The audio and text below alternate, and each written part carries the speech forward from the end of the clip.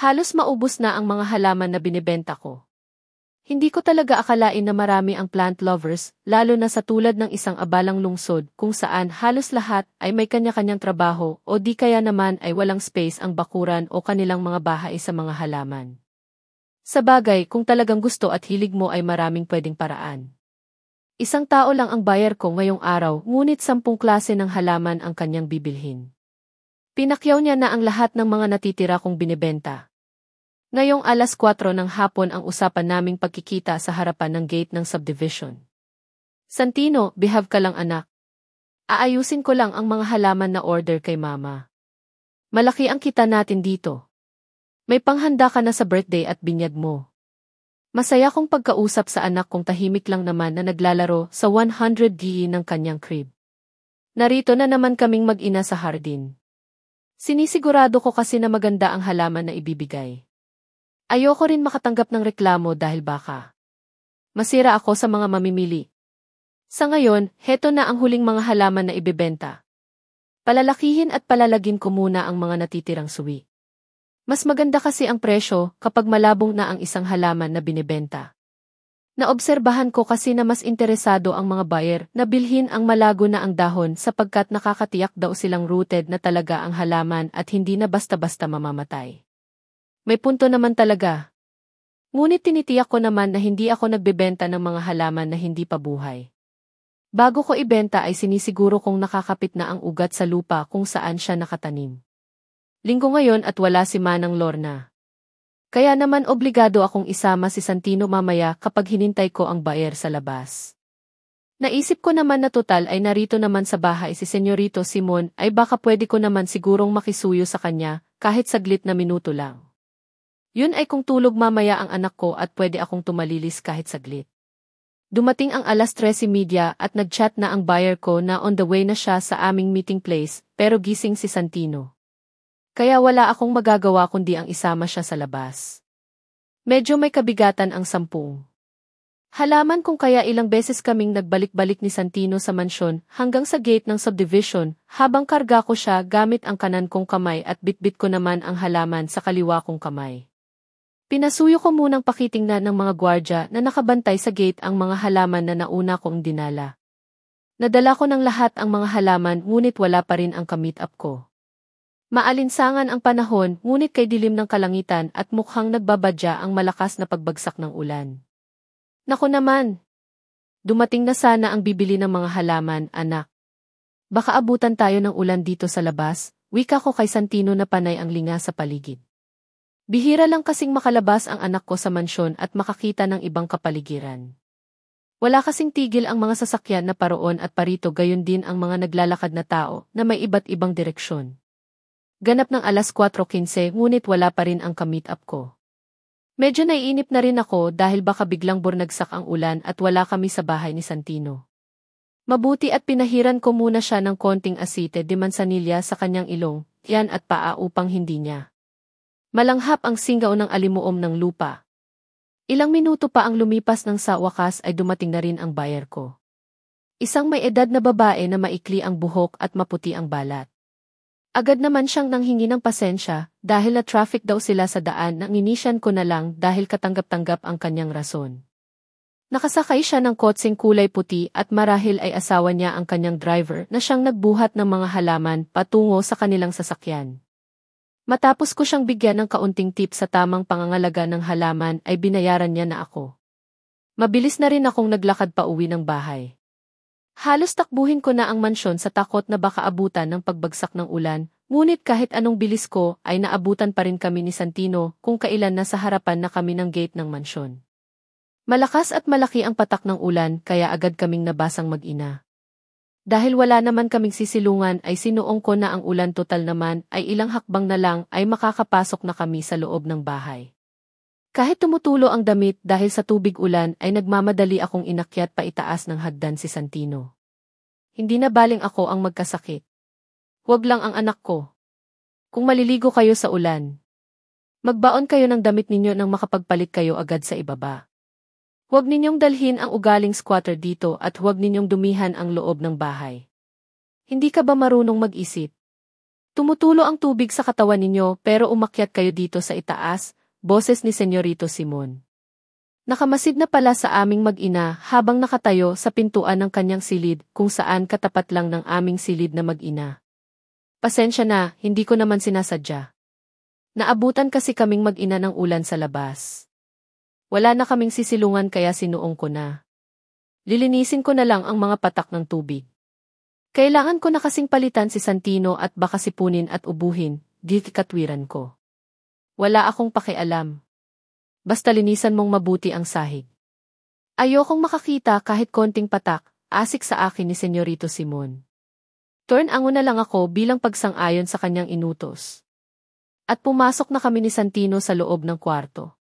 Anak, pasensya ka na at nadamay ka pa sa pagtitinda ni Mama. Ayan tuloy pati ikaw. Naulanan. Kailangan ko kasing makaipon ng pera na gagastusin ko para sa nalalapit mong birthday. Hayaan mo at kapag nakaraos ang binyag at birthday mo. Tuwing narito lang si Manang Lorna ako tatanggap ng order. Paghingi ko ng pasensya sa anak ko habang pinupunasan ko siya. Kanina habang tumatakbo ako sa ulanan karga siya ay mas naawa ako sa kalagayan namin. Para kaming mga basang sisiw. Pagkarating pa namin ay kaming ibang taong pinagalitan ni Senyorito Simon. Hindi man lang niya naitanong kung anong ginagawa naming mag-ina sa labas ng mansyon. Sa halip na mag-alaala na baka magkasakit kami ay mas concern pa siya na nadumihan ang sahig ng bahay niya. Karen, ang tindi naman ng ubo mo. Natuyuan ka ba ng pawis? Bakas ang pag-aalala sa mukha ni Manang Lorna nang marinig akong halos hindi na makahinga sa sunod-sunod na pag-atake ng ubo. Sinisipon ako at walang humpay na inuubo. Ito ang naging sanhi ng mabasa kami ni Santino sa malakas na ulan noong linggo.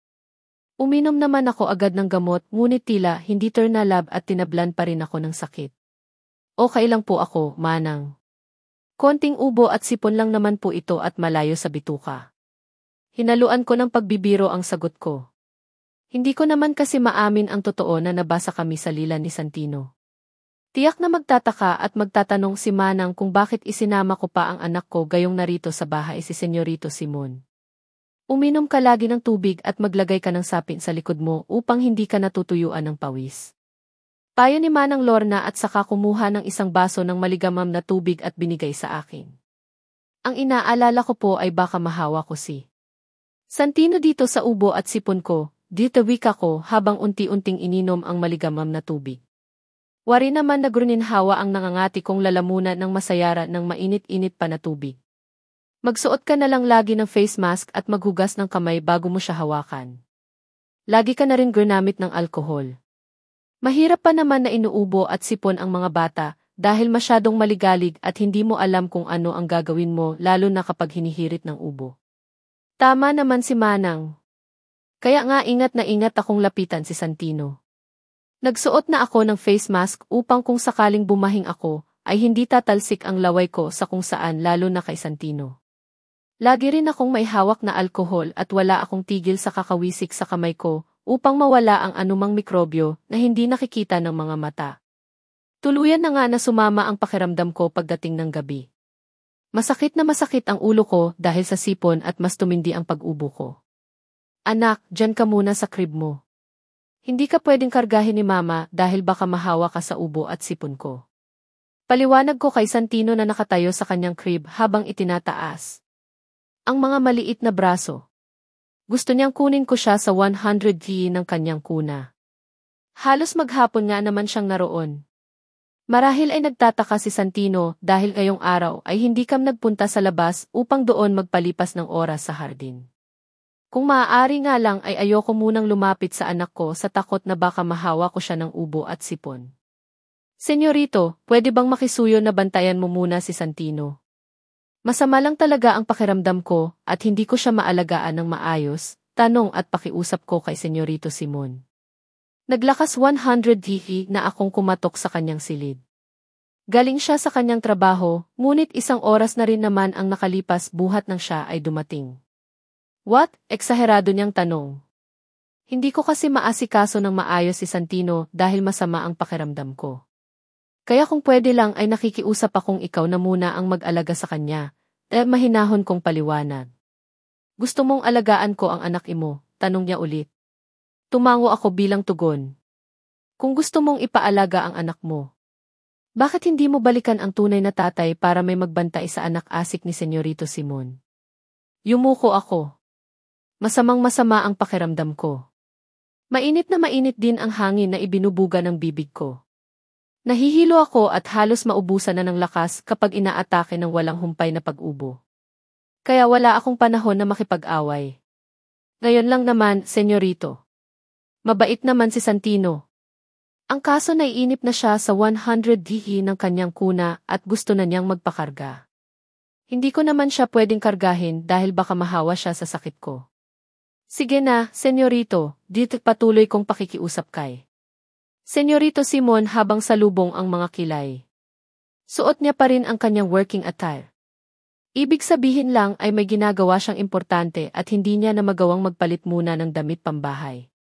Marahil ay may tinatapos siyang trabaho at inuwi dito sa bahay. Wala akong pakialam kahit inaapoy ka pa ng lagnat. Umalis ka na at burnalik ka sa kwarto ninyo at baka mahawa pa ako sa kung anong mikrobyo mo sa katawan. Pagtaboy niya sa akin kasabay ng pabalibag na pagsara ng pinto ng kanyang kwarto. Napapikit pa ako sa sobrang lakas ng kanyang pabalibag na pagsara sa pinto. Hindi muna ako umalis. Naghintay ako ng ilang sandali at baka sakaling magbago ang kanyang isipan at pagbigyan ako. Ngunit ilang minuto na ang nakalipas ay hindi pa rin siya ulit lumalabas sa kanyang silid. Laglag ang aking balikat nang nagpasya na akong bumalik sa kwarto namin ng anak ko. Tumatangis ako at naaawa na naman sa sarili. Hindi na naawa si Senyorito Simon. Hindi niya ba nakikita na may sakit ako? Ganon ba siya kawalang puso sa amin ng anak ko? Bakit anak? Bungad kong tanong kay Santino nang malapit na ako sa kanyang crib.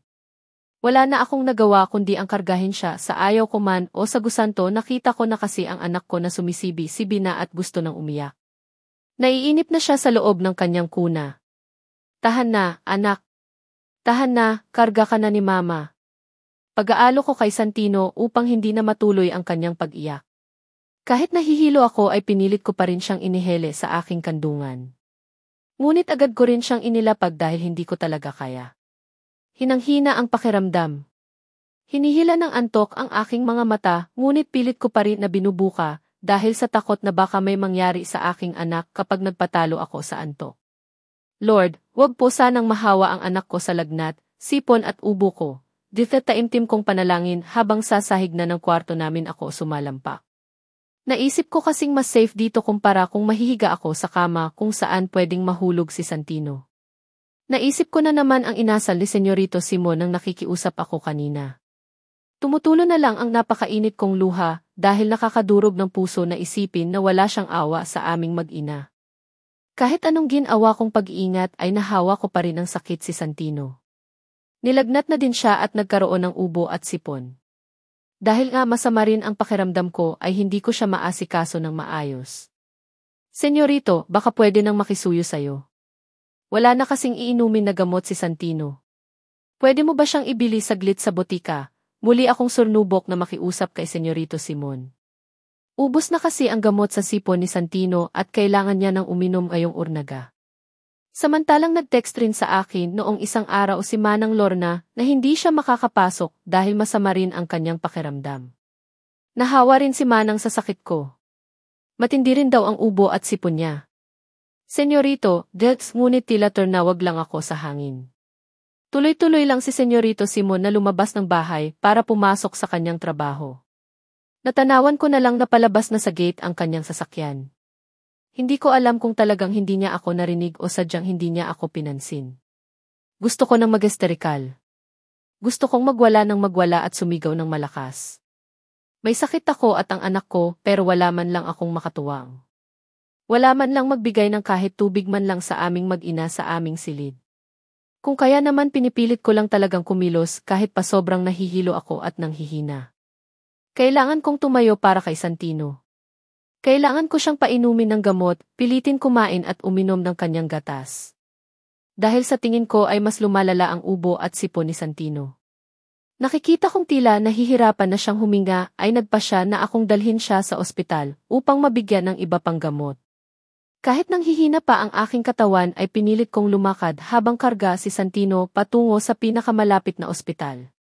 May bronchopneumonia ang anak niyo, Mrs., kaya nahihirapan siyang huminga at parang hinihingal, paliwanag ng lalaking doktor na payat ang katawan at halos kasing tangkad ko lang. Tiningnan ko si Santino.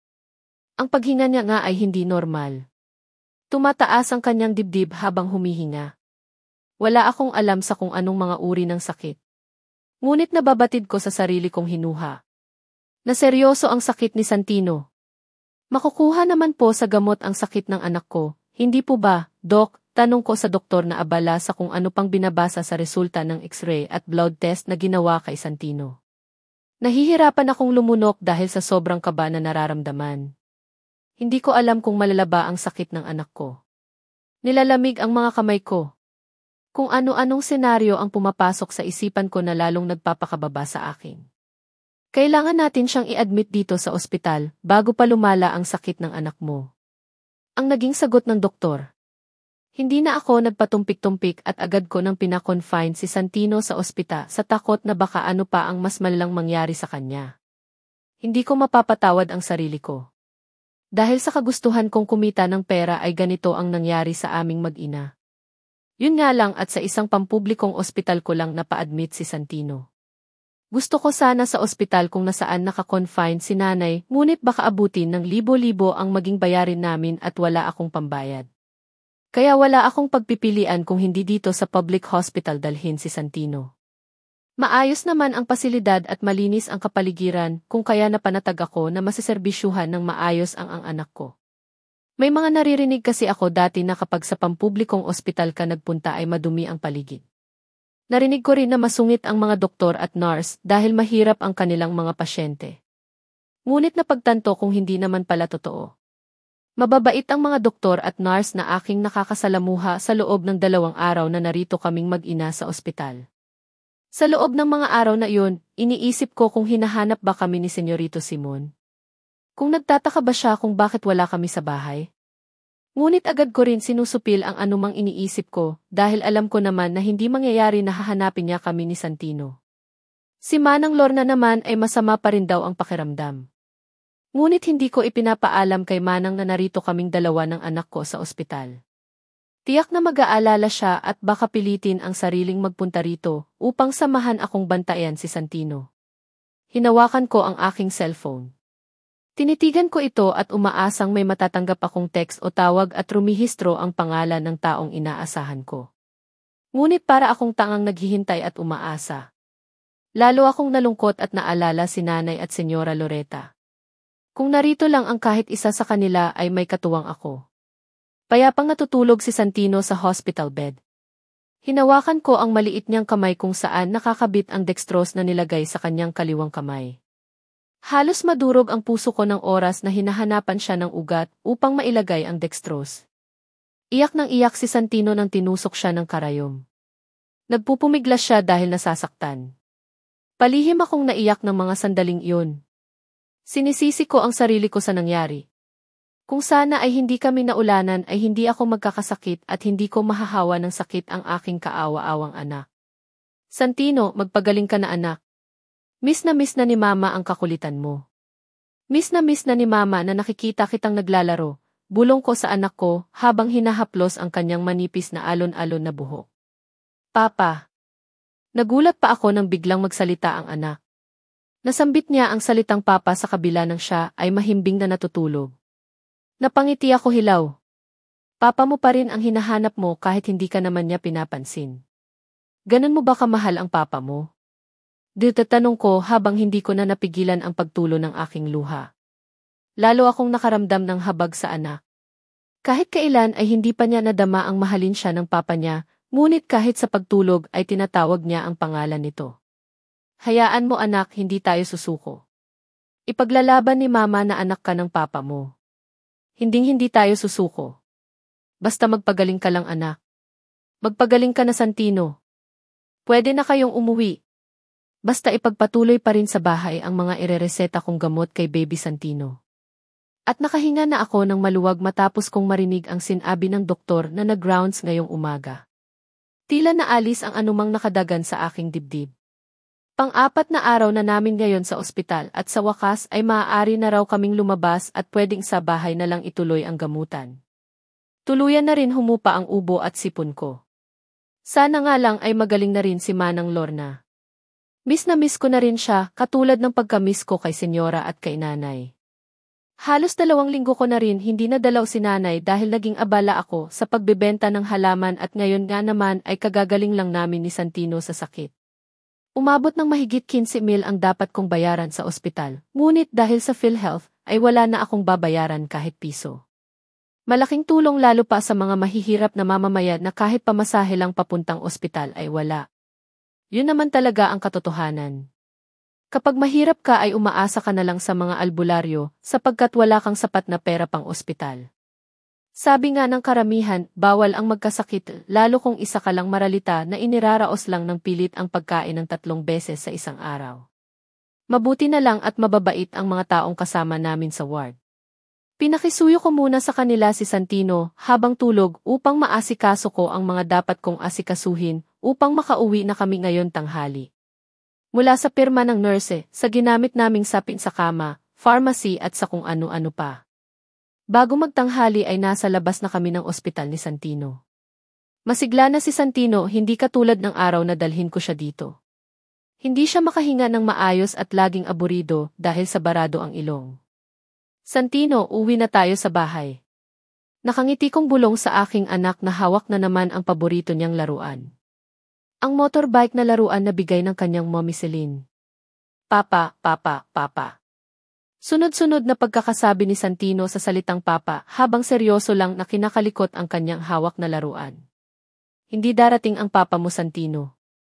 Kahit ilang beses mo pa siyang tawagin ay hindi siya darating. Malungkot kong wika habang nakatanao sa isang pamilya na nakasabay naming lumabas sa ospital. Isang batang babae na nasa 4 na taon siguro ang edad na karga marahil ng kanyang nanay. Habang ang kanyang tatay naman ang may dala ng mga garnit na kanilang ginamit sa 100T ng ospital tulad ng electric fan, dermos, mga unan at isang bagong saan siguro nakasilid ang kanilang mga garnit. Nakakainggit. Samantalang ako, karga ko si Santino habang tinulungan lang ako ng isa sa mga security guards ng ospital na dalhin ang ilang mga gamit namin upang maihatid kami rito sa sakayan. Isang clip fan na pinasuyo ko lang nabilhin sa isa sa mga tagabantay ng katabi naming pasyente.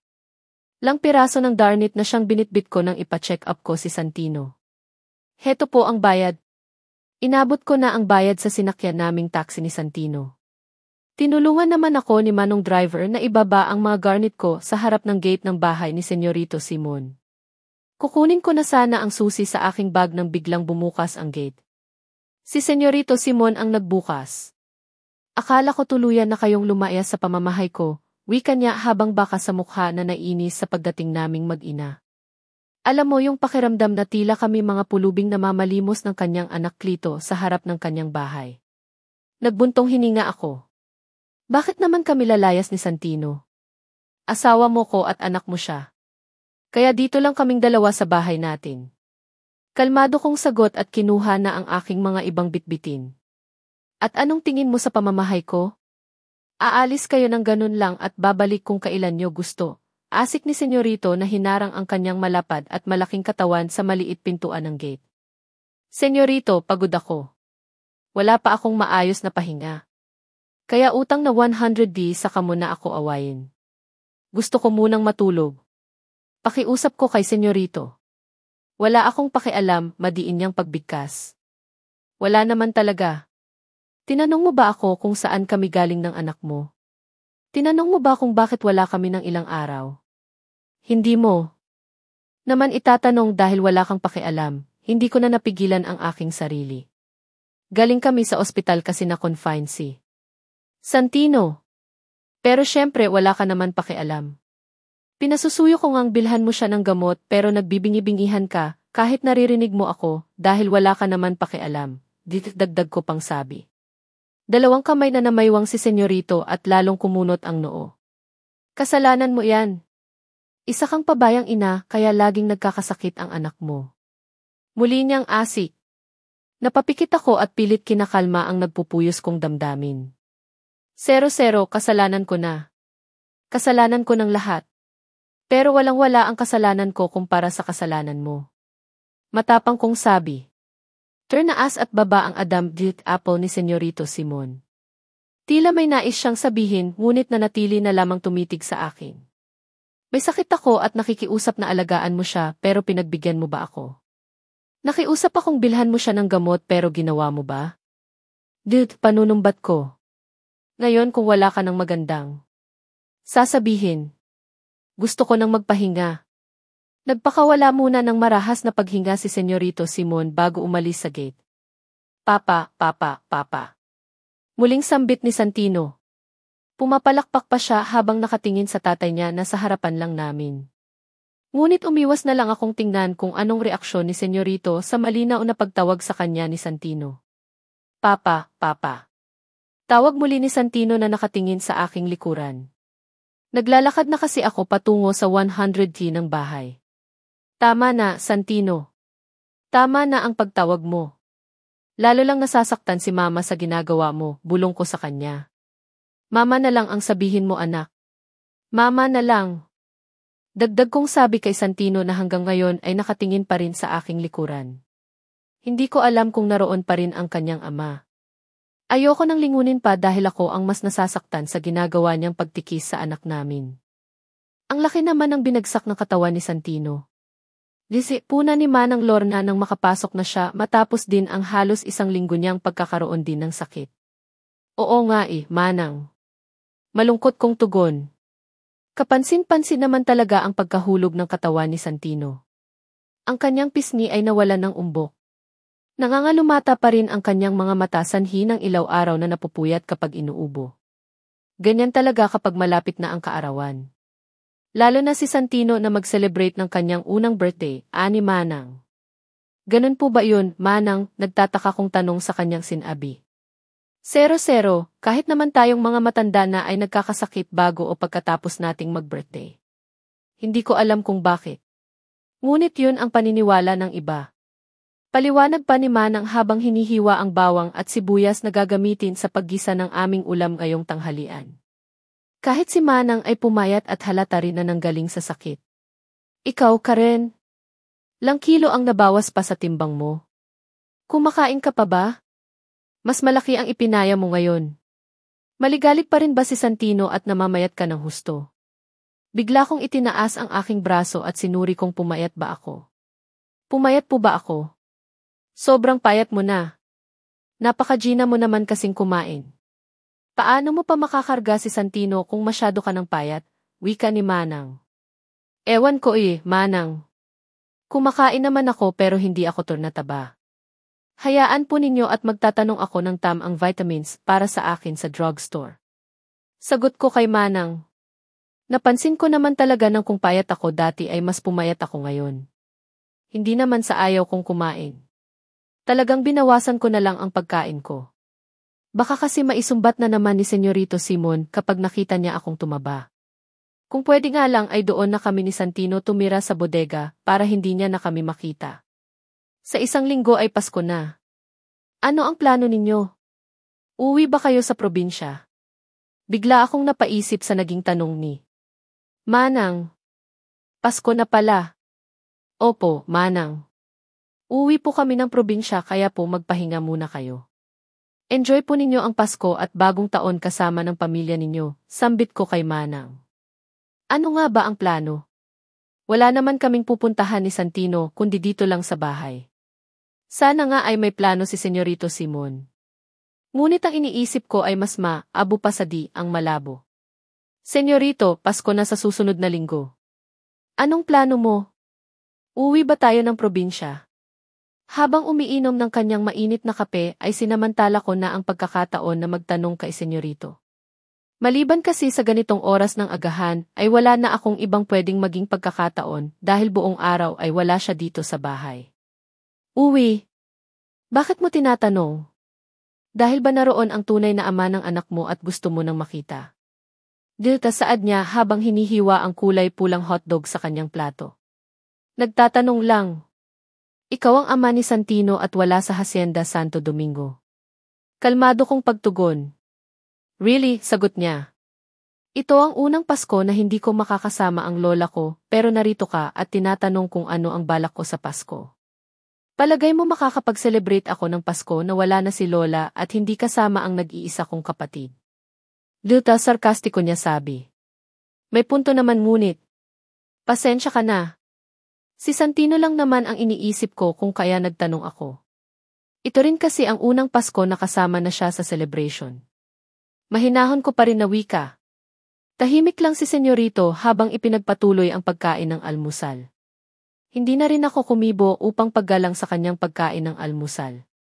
Ang iba kasi na pamilya ay nagbabakasyon kapag may okasyon. Kaya natanong ko sa'yo upang maaga akong makapaghanda.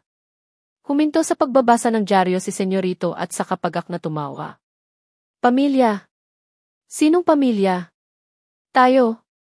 Tanong niya habang itinuro ako. Kahit kailan ay hindi kita tinuring na pamilya at hinding-hindi kita ikokonsidera, sambit niya habang binistahan pa ako ng tingin. Namula ulo hanggang paa. Kung gusto ninyong urnalis at magbakasyon sa kung saang lupalop ng mundo ay wala akong pakialam. Mabuti nga iyon at mawawala kayo sa paningin. Pero senyorito, kahit ipasyal mo lang si Santino sa kung saan magandang mamasyal, dito patuloy kong pakiusap. Talaga? Hindi ka ba natatakot na baka kung ipasyal ko siya sa kung saan lugar ay maisipan kong iligaw o kaya naman ay iwanan ko sa gitna ng maraming tao? Tiyak na naman na hindi gagawin iyon, sagot ko naman at nakipagtitigan sa kanya. At paano ka naman nakakasiguro? Kunot noon na tanong niya. Bumuga muna ako ng hangin. Hindi mo gagawin na iligaw siya dahil anak mo siya. Natitiyak ko, matatag kong sagot. Tumawa si Senyorito. Hindi ka ba talaga nagsasawa na panindigan ang kasinungalingan mo? Hindi ako magsasawa dahil hindi naman ako nagsisinungaling at humahabi ng kwento. Muling pumailan lang ang matunok niyang halakhak. Bilib na talaga ako sa'yo, Karen. Bravo! Excelente!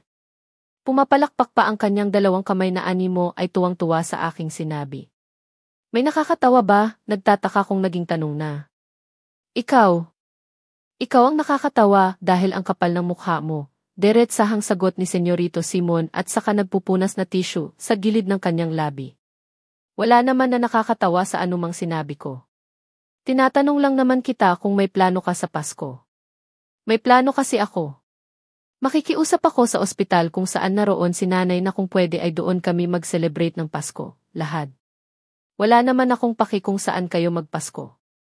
Basta kung pwede nga lang ay huwag na kayong bumalik. Malungkot ko na lang na pinagmasdan si Senyorito Simon habang naglakad patungo sa labas ng bahay.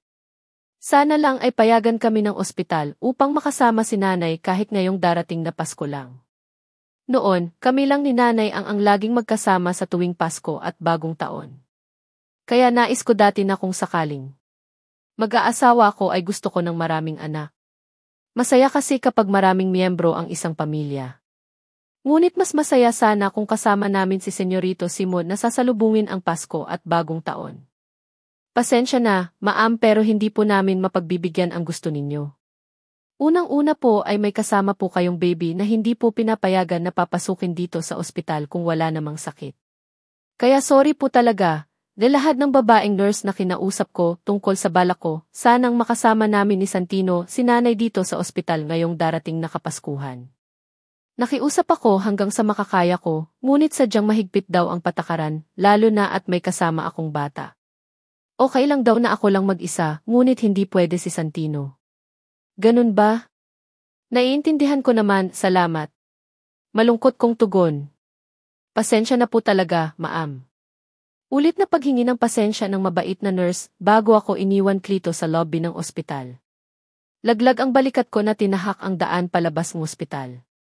Inuna ko na rin na dalawin si nanay at ngayon nga na pauwi na ako ay naisipan kong magtanong sa mga nurse kung pwede kong isama rito sa Pasko si Santino. Ngunit hindi. Naman pala pwede. Tama naman sila. Delikado sa isang bata ang manatili sa 100 ng ospital kung hindi naman ito pasyente dahil baka makasagap sila ng sakit. Kaya hindi na rin ako nakipagkulitan pa kahit ang totoo ay nadismaya at talagang nalungkot ako. Gusto ko talagang makasama si nanay kahit ngayon lang na Pasko dahil miss na miss ko na siya. Napagpasyahan kong dumaan muna sa malapit na pamilihan.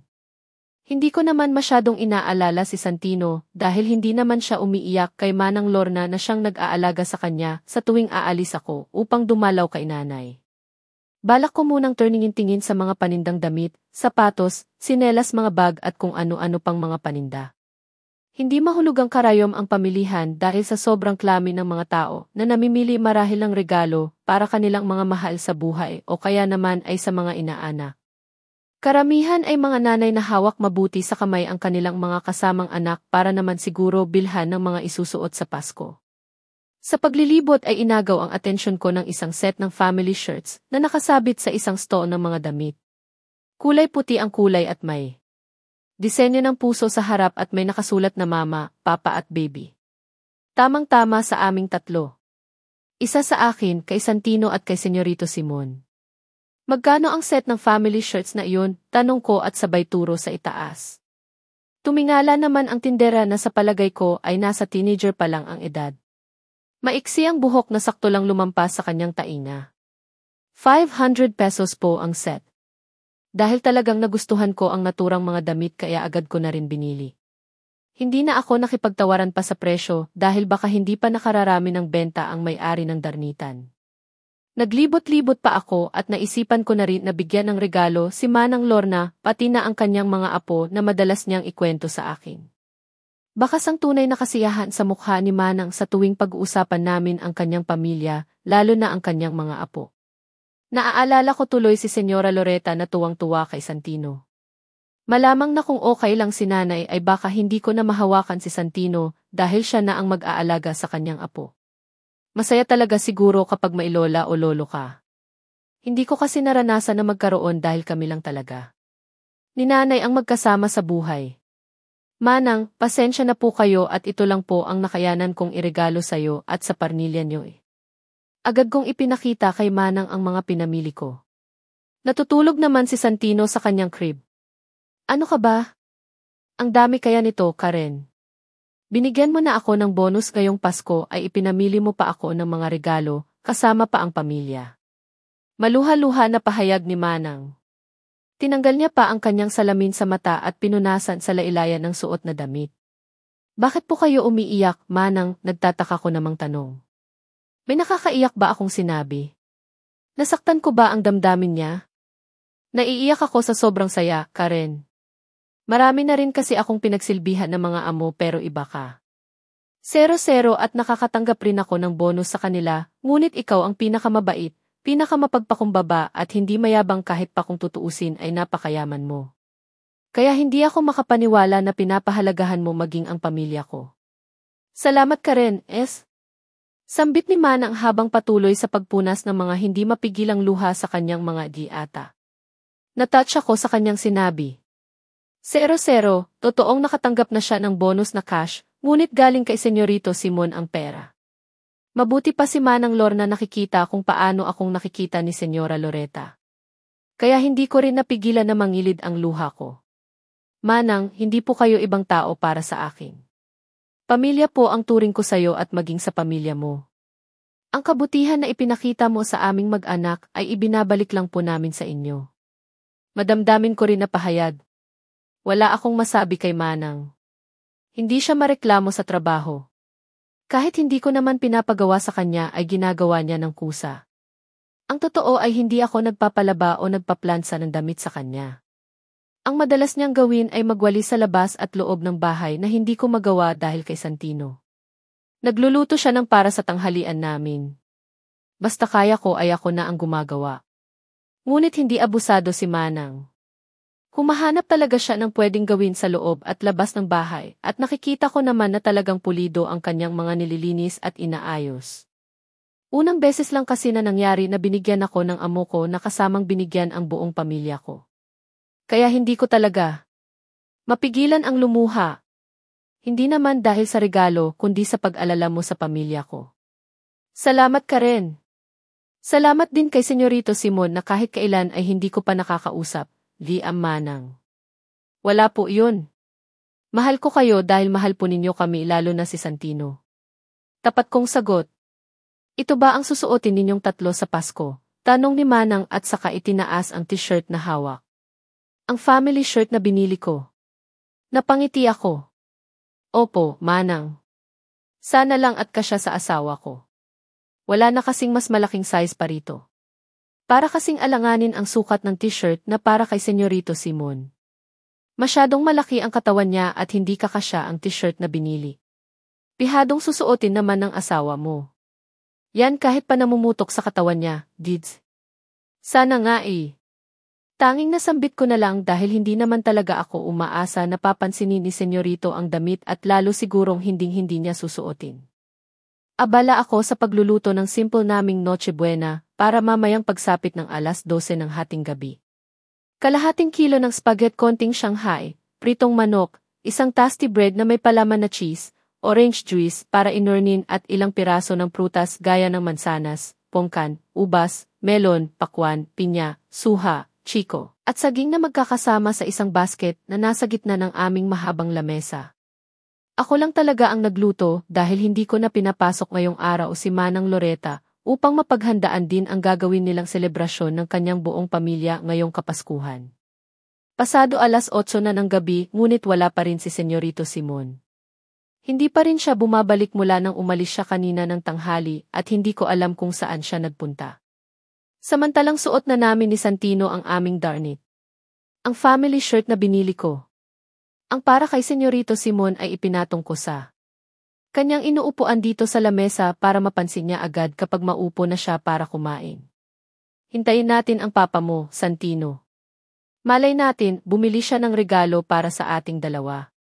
Kaya hanggang ngayon ay wala pa siya, saad ko sa karga-karga kong anak na nakatingin sa labas ng bahay.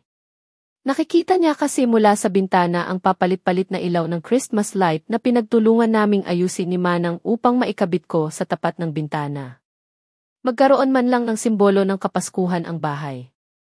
Pumatak ang 9:00 ng gabi ngunit wala pa rin si Senyorito Simon.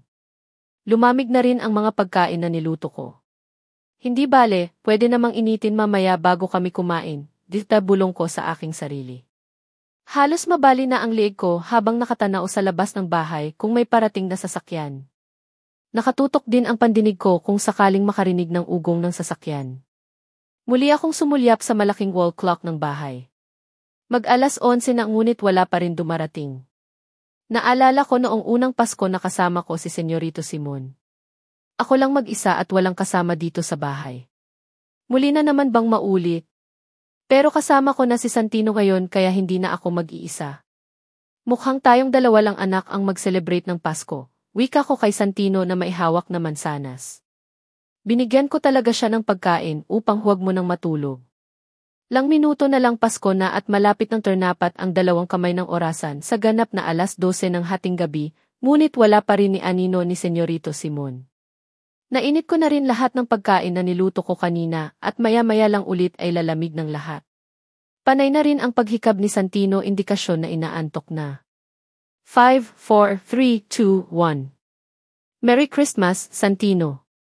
Countdown ko at sabay yakap at halik sa pisngi ng aking anak na antok na habang nakaupo lang sa kanyang crib. Gusto mo bang kumain, nak? Anong gusto mo? Tanong ko sa anak ko na nagluluha na ang gilid ng mga mata. Matapos kong timpalahan ng gatas sa kanyang bote, si Santino ay kusa na siyang humiga sa kanyang crib. Matutulog ka na ba, Santino? Hindi mo nahihintayin ang papa? Pumikit na si Santino habang panay na ang sip-sip ng gatas sa kanyang bote. Talagang inaantok na ang anak ko. Kapag kasi binabanggit ko ang salitang papa ay gagayahin niya ako at paulit-ulit na siyang magsasalita ng papa, ngunit ngayon ay tinalo na siya ng sariling antok. Hanggang sa maubos niya na ang laman ng bote ng gatas. Tuluyan nang iginupo ng antok si Santino at naririnig ko pa ang mahina niyang paghilik. Inayos ko muna ang anak ko bago ko isa-isang tinakpan ang mga pagkain sa lamesa. Nagtimpla muna ako ng kape at matyaga pa rin na hinihintay si Senyorito Simon. Kinuha ko ang aking cellphone upang kahit paano ay malibang ngunit aksidente kong napindot ang gallery kaya naman tumambad ang mga litrato ni nanay. Merry Christmas, nanay. Pagbati ko sa aking nanay. Gustuhin ko man po na riyan kami ni Santino mag-celebrate ng Kapaskuhan ay hindi naman po pwede. Malungkot akong nakangiti habang kinakausap ang larawan ni nanay sa screen ng aking cellphone. Kuha ang litrato na ito noong nag-graduate ako ng high school. Nakangiti siya sa kamera na parang walang anumang problema. Buhay na buhay si nanay sa larawan at hindi akalain na ngayon ay nakaratay. Siya sa higaan ng ospital at matagal nang hindi gumigising. Huwag po kayong mag-alala, Nay. Kaya ko po ang lahat. Kakayanin ko po na maging matapang hindi lang para sa akin, kundi maging kay Santino. Pangako mo lang na magigising ka at hindi mo kami iiwanan ni Santino. Mahal na mahal po kita, Nay. Kaya dalian mo na pong gumising, Dids. Nakadalawang tasa na ako ng kape, ngunit wala pa rin si Senyorito Simon. Ganap ng 2:00 ng madaling araw, ngunit kahit konting pag-asa na darating siya ay wala akong nakikita. Saan ka kaya nagpunta? Saan ka nag-celebrate ng Pasko? Mas importante ba ang mga kasama mo ngayon kesa sa aming mag-ina mo? Tanong ko sa hangin. Lumabas ako ng bahay at turningala sa kalangitan na punong-puno ng mga kumukutitap na bituin. Mabuti pa ang mga bituin sa langit. Nanatiling magkakasama kahit pa kung tutuusin ay milya-milya ang layo nila sa isa't isa, ani ko at sa kaniyakap ang sariling katawan dahil sa lamig. Nanunuot ang malamig na simoy ng hangin ng Kapaskuhan. Waring naghahatid pa ng hungkag na kalungkutan. Ang ibang mga pamilya ay siguradong magkakasama ngayon. May mga regalo sa isa't isa at masayang mga nagsasalo sa kanilang Noche Buena. Samantalang kaming dalawa ng anak, naghihintay sa isang tao na hindi naman kami itinuturing na pamilya. Ilang sandali pa at pumasok na akong muli sa loob ng bahay. Ang Christmas light na masayang pinagmamasdan kanina ni Santino ay akin ang tuluyang pinatay. Hayaan mo, anak. Marami pa namang darating na Pasko. Malay mo sa susunod ay makakasama na natin ang papa mo. At saka ko na dahan-dahan ang binuhat si Santino upang umakyat na kami sa aming silid sa ikalawang palapag. Hindi na marahil uwi ngayon si Senyorito Simon at hindi ko rin naman tiyak kung uwi siya bukas maging sa mga susunod pang bukas. Senyorito, bakit hindi ka naman umuwi kagabi? Hinintay ka namin ni Santino hanggang madaling araw. Kalmado kong tanong at salubong kay Senyorito Simon na sa wakas ay umuwi na ng bahay ngayong 2:00 ng hapon. Iba na ang damit na kanyang suot, ngunit ang pantalon niya ay hindi na bago. Masakit man talagang isipin na maaaring may kasama siyang ibang babae ay hindi ko naman magawang maisatinig. 0-0 at mag-asawa kami, ngunit alam ko naman na kahit maghubad ako sa harapan niya ay hindi niya ako magugustuhan.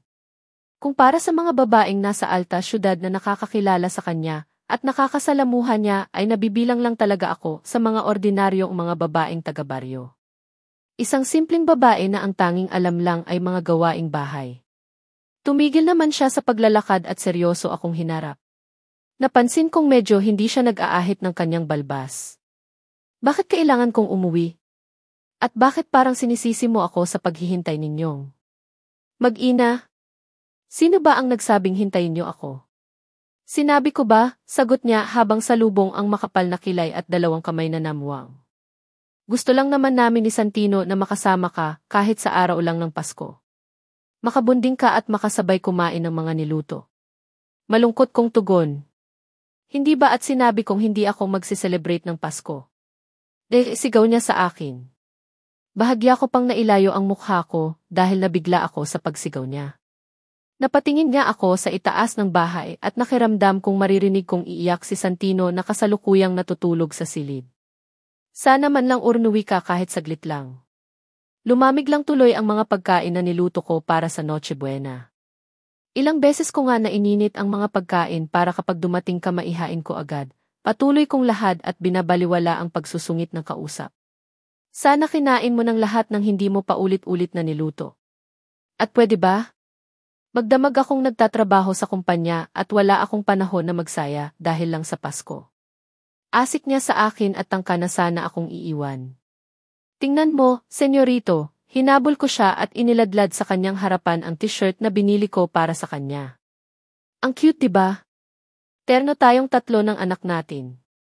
Suot ko na ang akin at suot din ni Santino ang kanya. Masaya kong sambit at ipinakita ko rin ang nakasulat sa harapan ng t-shirt na suot ko. Hindi ko alaran kung kasya ba sa'yo ang size ng damit na binili. Kaya isuot mo na ng malaman. Inaabot ko kay Senyorito Simon ang damit, ngunit nakatitig lang siya sa aking hawak. Sige na, Senyorito. Isukat mo na at pwede ba tayong kumuha ng family picture? Tayong tatlo ng anak natin. Nasasabi kong tanong. Ganun na lang ang pagkamangha ko nang abutin naman ni Senyorito Simon ang damit na ibinibigay ko. Isuot mo na. Pagkasyahin mo na lang kapag hindi ka siya, dit pamimilit ko. Tumingin naman sa akin si Senyorito Simon bago niladlad ang t-shirt. Mukhang maganda nga, distawikan niya na ikinatuwa ko. Ngunit ang tuwa ko ay napalitan ng pagkabigla ng walang sabi-sabi niyang winarak ang damit na aking binigay. Mukhang maganda na sirain. You think na? Susuotin ko ang ganitong klaseng damit? Huwag kang ilusyonada, asik niya sa akin sabay tapo ng pinunit na damit sa aking mukha. Ang bagay sa damit na binili mo ay gawin mong basahan. Hinding-hindi mo ako mauuto sa mga palabas at drama mo. Ate. Dinampot ko ang damit na nalaglag sa sahig ng kayang ibato sa aking mukha matapos ng kanyang walang pusong paninira. Hindi mo naman kailangan na sirain. Ang mahal ng bili ko dito tapos sinira mo lang, saad ko ngunit nanatili akong kalmado. Wala akong sinabi na bilhan mo ako ng darnit. Ikaw lang ang masyadong nangangarap ng gising na magugustuhan ko ang binili mo. Mas gugustuhin ko pang maghubad kaysa suotin ang mumurahin mong darnit. Hindi nga ito kasing mahal ng mga darnit na sinusuot mo kasi sa bargain ko lang ito nabili. Pero hindi mo naman kailangan sirain kung ayaw mo. Wala na tuloy terno ang damit na suot ko pati na kay Santino. Hindi bale, tatahiin ko na lang, wika ko habang tinitingnan kung gaano kalala ang sira ng darnit. Tinatantya ko utak ko kung paano ko ito gagawa ng paraan. Walang ano-ano ay hinablot ni Senyorito Simon ang damit at muling pinagpupunit. Akina na ang damit, Senyorito. Pilit ko rin naman inaagaw sa kanya ang damit, ngunit kahit anong gawin ko na paghablot ay hindi ko makuha sa kanya. Mabilis pa na naglakad si Senyorito Simon patungo sa kusina na aking mabilis din na sinundan. Tumungo siya trash bin at itinapon doon ang kaawa-awang damit. Ganito ang gusto kong gawin sa'yo. Kaya pasalamat ka at hindi ka naging damit dahil kung nagkataon ay matagal ka ng gutay-gutay at itinapon ko sa basurahan. Galit na niyang sabi. Ako naman ay nanatiling nakatingin sa basurahan. Hindi pa ba, untag ko sabay dako ang ata kay Senyorito. Palagay mo ba ay hindi mo pa ako pinagpira-piraso? Palagay mo ba ay hindi mo pa ako itinapon bilang basura? Seryoso kong tanong. Matagal mo na akong tinuring na basura at tanggap ko. Pero ang hindi ko matatanggap ay pati ang anak ko na anak natin ay baliwalain mo. Ipaglalaban ko si Santino bilang anak mo kaya kahit anong gawin mong pang-iinsulto sa pagkatao ko, ay hindi mo ako mapapasuko. Di madiin kong sambit at matapang na sinasalubong ang matalim na titig ng ama ng aking anak. Lumaban ka hanggang gusto mo. Pero sigurado akong matatalo ka kahit ilang beses ka pang lumaban. Di madiin din ang salita ni Senyorito Simon at saka mabilis na humakbang palabas ng kusina. Maingat kong kinalkal sa basurahan ang retaso ng damit na sinira ni Senyorito. Gusto ko lang naman na magkaroon ng isang family photo habang suot ang family shirts. Pero hindi na nga natupad na gawa niya pang sirain sa harapan ko. Sana pala ay itinago ko na lang. Malungkot kong bulong at sa kaniyakap ang gula-gulanit na damit na aking binili.